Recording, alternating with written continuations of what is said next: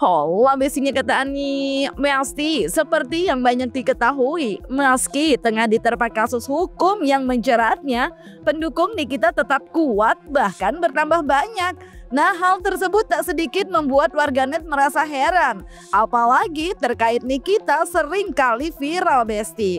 Nah, Nanda Persada yang telah lama melintang di dunia entertainment dalam akun TikToknya terlihat membahas perihal tersebut yang ia duga merupakan strategi branding. Nah, lo gimana tuh maksudnya? Nih Besti, simak aja langsung dengan lengkap. Kenapa orang kayak Nikita Mirzani banyak yang belain? Dia kan terkenal suka bikin gaduh, bikin masalah, kena kasus, bikin kasus, dan lain-lain. Itu adalah psikologi dari strategi branding. Branding itu ketika populer, dia bisa men-switch yang tadi image-nya konotasinya negatif, bisa menjadi positif. Karena contohnya dengan kesetiakawanan, belain teman, bikin banyak aksi sosial dan lain-lain. Itu makanya dia masih punya fans yang banyak dan fanatik. Nextnya kita bahas lagi tentang soal strategi brandingnya. Nah, bicara perihal Nikita yang kini lagi hangat-hangatnya, ya pasti perihal tuntutan jaksa yang telah dibacakan pada sidang 9 Oktober lalu, di mana Nikita dituntut 11 tahun penjara dan 2 miliar. Hal tersebut hingga kini masih jadi perbincangan hangat banget loh Besti, apalagi di sosial media. Termasuk salah satunya Lina Mukerje yang ngaku sampai mules mendengar tuntutannya Besti. Dalam unggahan di akun TikToknya, Lina pun berbagi pengalaman saat pernah dituntut dalam kasus lamanya dulu. Dan ia berharap Nikita mendapat vonis yang tidak tinggi. Kak Nikita Mirzani dituntut 11 tahun. Aku langsung mules. Tahu nggak Beb, tuntutan itu biasanya nggak jauh dari vonis. Sumpah ya, aku sih berbela sungkawa sih. Maksudnya tuh berat banget loh. Tapi kembali lagi tergantung nasib dan pengurusan ya. Jadi nanti kan hakim akan menentukan. Tapi aku pernah di penjara, jadi aku tahu ya dari 600 kasus misalnya tuntutannya itu 11 tahun. Biasanya sih kita tuh tuntutan yang 11 tahun tuh biasanya aborsong. 11 atau 12 yang aborsong itu. Biasanya putusnya paling rendah itu biasanya 7 tahun. 6 tahun itu paling kalau diurus ya. Jadi kalau Kak Nikita Mirzani itu 11 tahun, itu kalau putus itu bisa 8 tahun, bisa 6 tahun, 7 tahun. Tapi pasti dia nggak akan jauh dari kayak separohnya gitu. Jadi ya berat sih. Tapi kalau misalnya ya putusnya 5 tahun, dia kan ngejalaninnya udah 7 bulan nih. Kalau 5 tahun itu ngejalannya cuma separuh, 2 tahun setengah. Jadi dia mungkin ngejalaninya sisanya lagi tinggal 2 tahunan lagi. Jadi kalau di penjara, untuk just for information, misalnya kalian dihukum 10 tahun. Itu tidak murni kalian jalani 10 tahun. Di situ tuh ada PB, ada CB ya kan. 10 tahun tuh jalaninya 5 tahun. 2 tahun itu 1 tahun kayak gitu. Jadi tapi dipastikan kalau di penjara kita nggak berantem, berkelakuan bagus. Itu kita jalaninya separuh. Tapi kalau tuntutannya udah berat, itu biasanya nggak jauh dia dari vonis. Kecuali nanti Kak Niknir pasti kan dia pinter ya. Dia pasti tahu celahnya ya, semoga aja nggak seberat itu gitu loh. Jadi kalau 11 itu biasanya ya bisa ke 8, ke 6 gitu. Itu susah itu. Makanya aku udah bilang kalau kita udah ada kasus, udah ada di pengadilan, itu susah banget Beb. Nggak bisa kita mau cari ini, cari itu. Orang di sana tuh udah kayak gitu loh, kayak aku kemarin harus minta maaf lah, harus pasrah. Semua orang cuma ngejanjiin palsu, aku urusin ya, aku urusin gitu. Jadi buat kalian semua harus tahu loh, ketika kita udah di pengadilan itu ibaratnya kita tuh sudah kayak di apa ya, depan kita tuh jurang kayak gitu. Akan banyak yang janjiin aku selamatin ya, aku selamatin, padahal mereka tuh cuma mau duit. Bahkan nanti dia akan datang ke lapas dengan janji busyuk kayak gitu. Jadi kalau tuntutan intinya biar kalian tahu itu tidak akan jauh dengan vonis. Kecuali kita pintar ngurus banget. Tapi tuh kemungkinannya sangat kecil banget loh guys. Itu aja sih sekedar informasi karena pengalaman dari hidupku ya. Kita doakan yang baik-baik terhadap Kak Nikita Mirzani. Karena dia juga aku kenal dia orangnya baik. Semoga segala sesuatu terjadi baik pada Kak Nikita Mirzani. Sekian. Nah, jika Lina Mukherjee pernah mengalami pesantren berbagi info yang ia tahu perihal tuntutan yang kemudian vonis. Satria Mulia yang mengaku sudah beberapa kali jadi terdakwa tapi tidak sampai berlanjut ini pun berasumsi Nikita bisa terkena vonis 8 tahun yang nantinya bisa dijalani sekitar 4 tahunan karena adanya remisi-remisi, Besti. 11 tahun, denda 2 miliar. 2 miliar itu sama dengan 6 bulan. Jadi apabila 2 miliar itu tidak dibayar, maka nanti akan ditambah jadinya 11 tambah 6 bulan. Nah, asumsi saya nih ya, biasanya kalau dari saya mengikuti sidang 15 kali terkena hukum, karena saya 5 kali pernah jadi terdakwa, tapi alhamdulillah bisa membuktikan tidak bersalah, jadi saya tahu kondisi situasinya. Biasanya hakim itu menyimpulkan 2/3. Berarti kalau 11 tambah 6, 11 tahun 6 bulan, biasanya hakim nanti memvonisnya itu sekitar 8 tahun. Nah, kalau vonisnya 8 tahun, biasanya di dalam itu 4 tahun. Karena dia ada remisi-remisi, ya kan? Ada Lebaran, ada Natal, ada Tahun Baru, ada Sumpah Pemuda, ada 17 Agustus itu biasa remisinya setengah dari masa vonis. Jadi ya feeling saya loh ya, kalau kalian nanya saya, Niki nanti di dalamnya itu 4 tahun kurang 8 bulan. Di dalamnya. Tapi tuntutannya 11 tahun tambah 6 bulan. Nanti kalau saya berkaca dengan kasus-kasus sebelumnya, itu vonisnya biasa 2/3 dari tuntutan JPU. Nah, biasanya nanti di dalamnya itu setengah dari masa vonis karena ada remisi-remisi begitu. Berarti bisa dibilang Mas Satria ini agak terlalu kaget ya dengan Gak terlalu, karena saya feeling saya memang 12. Karena kan 20 tahun kan. Jadi saya baca itu ancaman hukumannya kalau TPPU 20 tahun, pemerasan itu 9 tahun, kalau ITE itu 6 tahun.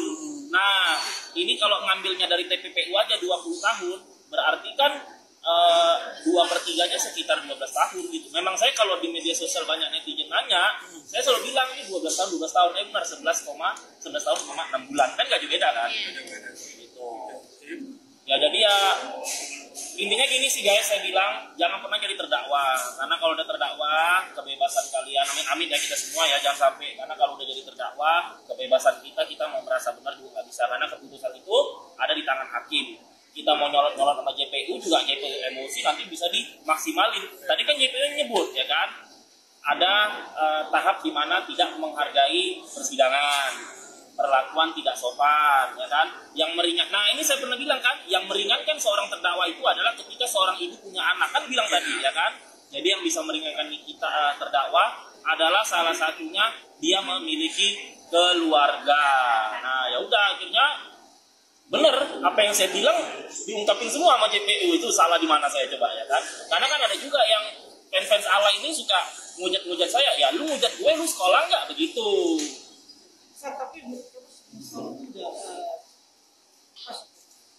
Kalau tuntutan pas, kalau vonis ya 2/3 kan, 8 tahun lah ya.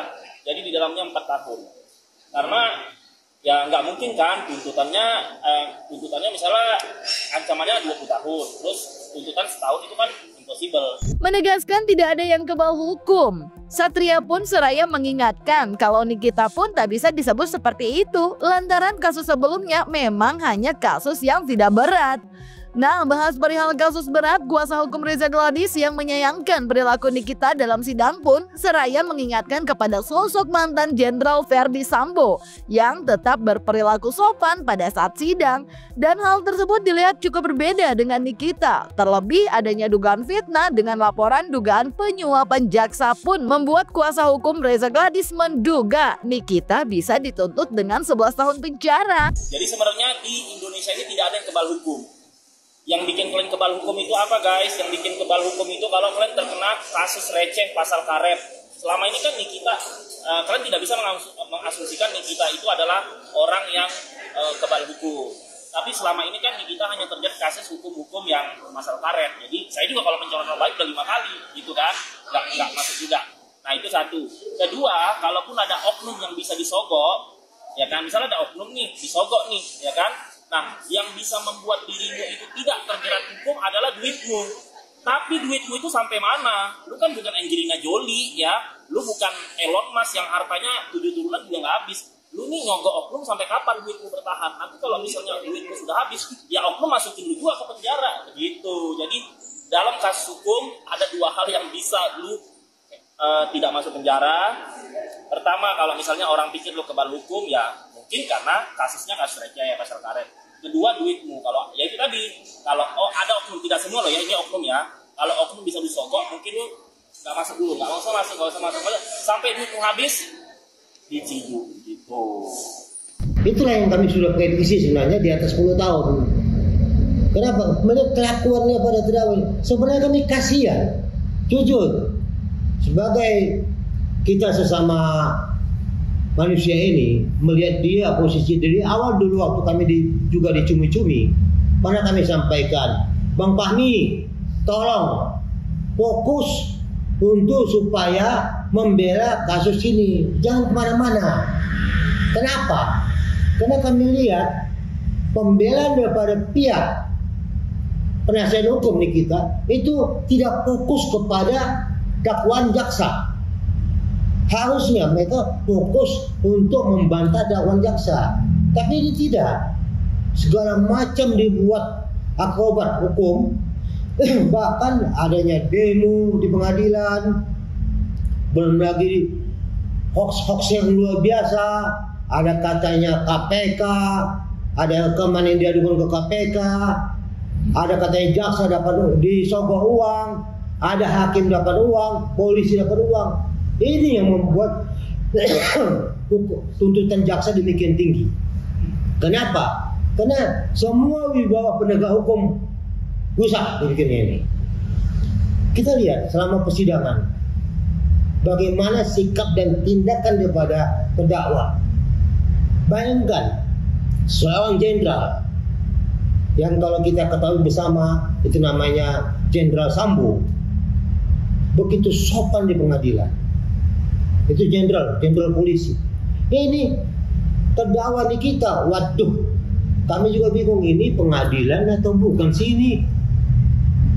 Apa yang terjadi? Hari ini jaksa penuntut umum menuntut tuntutannya 11 tahun. Ini menjadi suatu pelajaran bagi kita semua. Karena risikonya tuntutan 11 tahun dan Mael kena 7 tahun. Yang mudah-mudahan majelis hakim yang mulia mau menurunkan hukuman ini. Karena minggu depan itu adalah nota pembelaan dari pihak terdakwa maupun penasihat hukumnya. Kami yakin kalau PH maupun terdakwa dalam nota pembelaannya tetap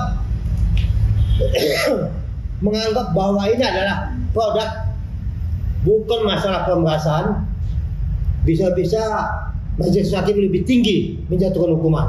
Itu mungkin tanggapan kami. Nah Besti, kalau pada memprediksi vonis putusan Nikita, apakah hal ini berarti peluang Nikita bebas terlalu kecil? Ya kita ikutin aja Besti sidangnya hingga selesai dengan tertib. Dan semoga semua mendapatkan keadilannya ya. Jangan lupa like, subscribe, comment, and share biar bisa dapetin video berita kece lainnya cuma di Kata Ani Besti.